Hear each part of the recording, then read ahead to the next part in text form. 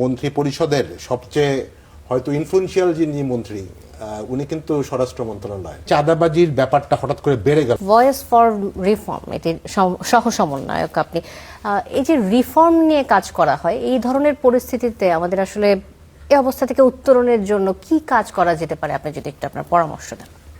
জি, আসলে আমার কাছে মনে হয় প্রথমত ধন্যবাদ আমাকে আমন্ত্রণ জানানোর জন্য। এই যে প্রবলেমটা এটার আসলে রুট বার করাটা দরকার। হ্যাঁ, অফকোর্স আমার পাশে দুজন রাজনীতিবিদ আছেন, ওনারা ওনাদের রাজনৈতিক পার্সপেক্টিভ থেকে লেন্স থেকেই বলবেন এবং বলেছেন। বাট আসলে আমার কাছে মনে হয় যে আমরা যদিও এটা একটা আইন শৃঙ্খলার ব্যাপার, নো ডাউট। মামুন ভাই বললেন যে 4 মাস, আসলে প্রায় কিন্তু মানে দিন তো থেমে থাকে না, প্রায় 5.5 মাস হয়ে গেছে। তো সেই জায়গাটা থেকে আসলে আইন শৃঙ্খলা পরিস্থিতির প্রাইমারি রেসপন্সিবিলিটি অফকোর্স সরকারের। এখানকার সরকার তো আসলে দায় এড়াতে পারে না। এবং আমরা জানি যে আমাদের মন্ত্রী পরিষদের সবচেয়ে হয়তো ইনফ্লুয়েন্সিয়াল যিনি মন্ত্রী উনি কিন্তু স্বরাষ্ট্র মন্ত্রণালয়। তো ওনার থেকে তো সাধারণ মানুষজন এক্সপেক্টও করে বেশি, কারণ ওনাকে সবসময় দেখা যায় বিভিন্ন ব্যাপারে ওনাকে ইনভলভ হতে। তো অ্যাটলিস্ট এই ব্যাপারটা তো সবচেয়ে বেশি ফোকাস ওনার থেকে এক্সপেক্ট করা হয়। আকিজ এসেনশিয়াল সরিষার তেল, স্বাদে ঘ্রাণে সেরা। তো সেই অর্থে আমি কোনো মানে আলাদা আলাদা ঘটনা দিয়ে যাচ্ছি না। চট্টগ্রামের কথা বলেছেন 20 লক্ষ টাকা, এটা হয়তো কম অ্যামাউন্টে কম, কিন্তু আমরা কিন্তু গত 1-1.5 সপ্তাহ আগেই দেখেছি যে ডেভিড ইমনের যে 2 কোটি টাকার চাঁদাবাদের জন্য পুরা একটা আইএসপিকে কিভাবে তছনছ করা হয়েছে।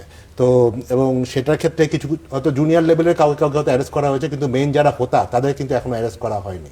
তো এরকম আসলে অনেক উদাহরণ আছে। আমরা জানি বিভিন্ন গার্মেন্টস কোম্পানি থেকে আসছে যে জুট ব্যবসা, যেটা আসলে আমরা অনেকেই আগে জানতাম, আগে আওয়ামী লীগের ক্যাডাররা করতো, এখন হয়তো নতুন সরকারি দলের লোকজন ইনভলভ আছে। বাট আমার কাছে আমি ওই জায়গাটা যত না বেশি যাব তার থেকে আসলে বেশি আমি মনে করি যে আমরা একটা জিনিস হয়তো খেয়াল করছি না, এই যে চাঁদাবাজির ব্যাপারটা হঠাৎ করে বেড়ে গেল এবং এটা কোনো সন্দেহই নেই। এবং আগে যেটা হতো, আগে কিন্তু হতো বড় লেভেলের মানে চাঁদাবাজি হতো।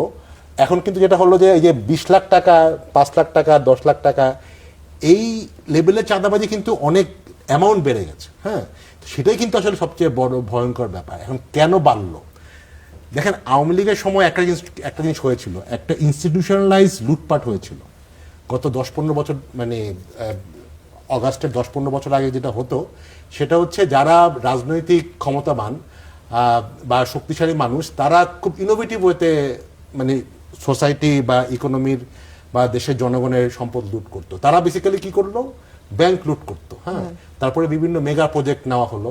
মেগা প্রজেক্টের নামে অলমোস্ট 100 কোটি টাকার প্রজেক্ট থেকে 60-70 কোটি টাকাই কিন্তু তারা লুট করতো। তো তখন যেটা ছিল মানে ইনস্টিটিউশনাল ওয়েতে করাতে, সেটা হয়তো ইম্প্যাক্ট আমরা পড়তাম, আমাদের মানি প্রিন্ট করতে হতো ব্যাংকগুলোকে টিকায় রাখার জন্য, যেটা আসলে ইনফ্লেশন বাড়তো, সেটাও হতো, কিন্তু একেবারে ডাইরেক্টলি আমার আপনার পকেটে হাত কিন্তু কম দিত। মানে কেউ একেবারে ঘরে ঢুকে যে এসে আমার আপনার পকেটে কিন্তু টাকা তখন কম নিত। এখন যেটা হয়েছে সেটা হচ্ছে, যেহেতু আপনি দেখেন ব্যাংক সেক্টর তো আমরা জানি, এবং এই সেক্টরটা এমন একটা জায়গায় চলে গেছে যেখানে আসলে এটাকে না টিকাতে পারলে, উঠাতে পারলে অর্থনীতি ধসে যাবে। এই জন্য সরকার অ্যাটলিস্ট ব্যাংকের ব্যাপারটাতে মানে এখন আগের মতো ব্যাংক লুট হয় না, যেটা আমরা দেখেছিলাম। আবার মেগা প্রজেক্ট কিন্তু আমরা জানি যে গত 1.5-2 বছর মেগা প্রজেক্টগুলি একটু বন্ধ আছে, এবং নতুন নতুন প্রজেক্ট সরকার এখন নিচ্ছে না, হয়তো কয়েকদিন পরে নেবে। তো এই সময়টা যে আমাদের দেশের যে অর্থনীতি আমরা জানি, এবং সেটা যে একটা ভয়াবহ বেকারত্বের মধ্যে আমরা আছি, যেহেতু আমি নিজে এই এমপ্লয়মেন্ট মার্কেটে কাজ করি, যারা পড়াশোনা শেষ করার পরে 40-50% লোকজনের কোনো চাকরি নাই। বাংলাদেশের এখন সমস্যা মানে রিয়েলিটি হচ্ছে, সবচেয়ে বড় এমপ্লয়ার যদি হিসাব করে দেখেন আপনি দেখবেন পলিটিক্যাল পার্টিগুলো। একটা পলিটিক্যাল পার্টির লোকাল ইউনিটগুলো সবচেয়ে বেশি লোক হায়ার, মানে কি ফর্মাল হায়ার না, তারা কিন্তু তাদের লোকাল একজন ছোট নেতা কিন্তু তার আশেপাশের, আমার এখানে 2জন রাজনীতিবিদ আছেন ওনারা বলতে পারবেন, তাদের কিন্তু ভরণ পোষণ করে রাখে। এখন এই ভরণ পোষণের টাকাটা কোত্থেকে পাবেন? আগে যেমন ধরেন সেন্ট্রালি টাকা আসতো ব্যাংক লুট বলেন, মেগা প্রজেক্ট থেকে, এখন তো ওইটা বন্ধ আছে। দ্যাট মিনস এখন কিন্তু এই লোকাল লেভেলে মানে প্রাইভেট লোকজনের কাছে, সাধারণ নাগরিকদের কাছ থেকেই চাঁদাবাজি হয়ে গেছে। এই রাজনৈতিক যেটাকে আমরা অবকাঠামো বলি সেটা টিকিয়ে রাখার তাদের বলে। জীবিকা নির্বাহের জন্য নিজেদেরকেই চাঁদাবাজি করে টিকে থাকতে হচ্ছে, আপনি Absolutely, এই এমনটা জন্যই বলছেন। দেখবেন আপনি যে অল্প মানে 10 লাখ টাকা 5 লাখ টাকা চাঁদাবাজি এটা হচ্ছে, so that they can sustain their মানে টিম। তো এই সমস্যাটা কিন্তু আমি মনে করি আইন শৃঙ্খলা বা আইনগতভাবে তো অ্যাডমিনিস্ট্রেটিভ সলভ করতেই হবে, সাথে করে আসলে অর্থনৈতিক ব্যাপারটা যদি আমরা যতক্ষণ না পর্যন্ত এই বেকারত্ব কমাতে পারবো ততক্ষণ পর্যন্ত সলিউশন হবে না। আনফর্চুনেটলি আমরা কিন্তু IMF কদিন আগে বলেছে অর্থনীতির অবস্থা খুব সঙ্গীন, এই বছর হয়তো 3.5% গ্রোথ হবে। তো এরকম একটা সিচুয়েশনে মানে যদিও সরকার বলেছে 1 কোটি কর্মসংস্থান তৈরি করবে 18 মাসের মধ্যে, আমরা কিন্তু এখনো কোনো দেখছি না। অর্থনৈতিক অবস্থা কিন্তু আসলেই নাজুক। তো আমার কাছে মনে হয় ব্যাপারটা আসলে একটা বড় সিরিয়াস ব্যাপার, এটাকে শুধুমাত্র পুলিশ দিয়ে সলভ করা যাবে না, ওভারঅল রাষ্ট্রীয় একটা ইম্পর্টেন্স দেওয়া দরকার অর্থনীতি এবং আইন শৃঙ্খলা, দুইটা খুবই ওতপ্রোতভাবে জড়িত।